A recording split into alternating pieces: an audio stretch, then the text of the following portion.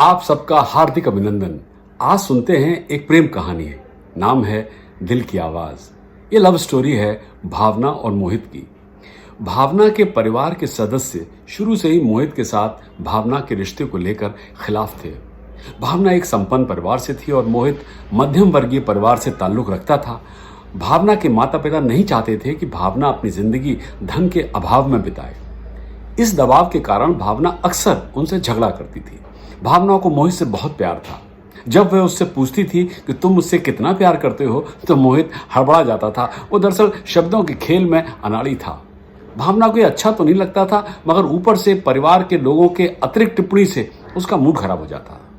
धीरे धीरे मोहित भावना का पंचेग महक बन गया। ले दे के भावना अपना सारा गुस्सा उसी पर निकालती थी और वो बेचारा चुपचाप सुनता रहता था। यूनिवर्सिटी से ग्रेजुएशन करने के बाद मोहित आगे की पढ़ाई के लिए यूरोप चला गया, लेकिन जाने से पहले उसने भावना को प्रपोज किया। मैं शब्दों के मामले में अनाड़ी हूं, मगर जानता हूं कि मैं तुमसे प्यार करता हूं। यदि तुम सहमत हो तो मैं सारी उम्र तुम्हारी देखभाल करने के लिए तैयार हूं।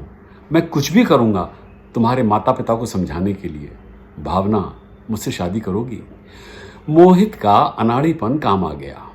भावना के माता पिता उसकी चाहत और ईमानदारी से प्रभावित होकर सहमत हो गए और मोहित के विदेश जाने से पहले दोनों की मंगनी हो गई। दोनों ने टेलीफोन और पत्रों के माध्यम से अपने रिश्ते को बनाए रखा। वे दोनों एक दूसरे को मिस कर रहे थे और फिर एक दिन एक अनहोनी हो गई। भावना की कार का एक्सीडेंट हो गया और वो गंभीर रूप से घायल हो गई, मगर भाग्यशाली रही जो बच गई। भावना अस्पताल में बेहोश थी। उसके माता पिता वहां मौजूद थे। धीरे धीरे भावना को होश आया, मगर लाख कोशिश के बाद भी वो बोल नहीं पा रही थी।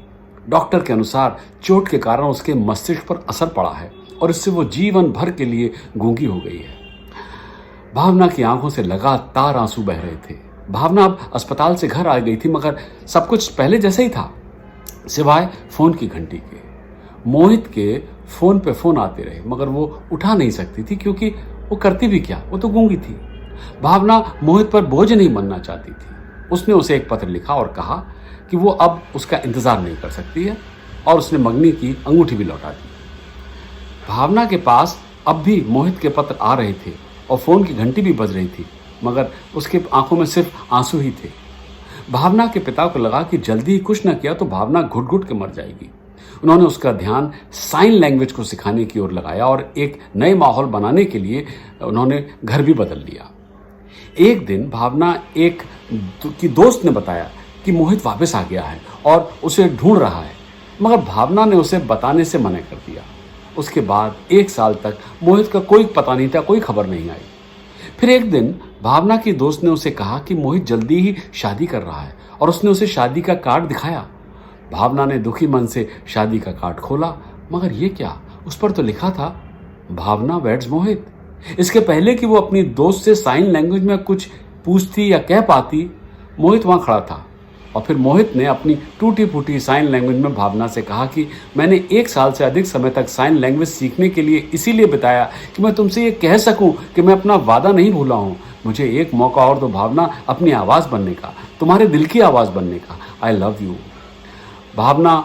और ये कहकर उसने भावना की उंगली में एक बार फिर से वो अंगूठी पहना दी। मोहित की आधी अधूरी साइन लैंग्वेज समझने के बाद पहली बार भावना के चेहरे पर मुस्कुराहट थी। कहानी खत्म। आइए देखें क्या कहेगा ये लव स्टोरी। यही कि कायर मत बनिए और हर समस्या का समाधान है। जिंदगी से भागकर नहीं जिया जा सकता है। कभी किसी का दिल मत तोड़िए, खास तौर से उनका जो प्यार ही नहीं करते बल्कि आपका सम्मान भी करते हैं। किसी के साथ कब क्या हो जाए कोई कह नहीं सकता है। अगली मर्तबा एक और कहानी ऐसे ही नए अंदाज में, मगर सब्सक्राइब करना मत भूलिएगा।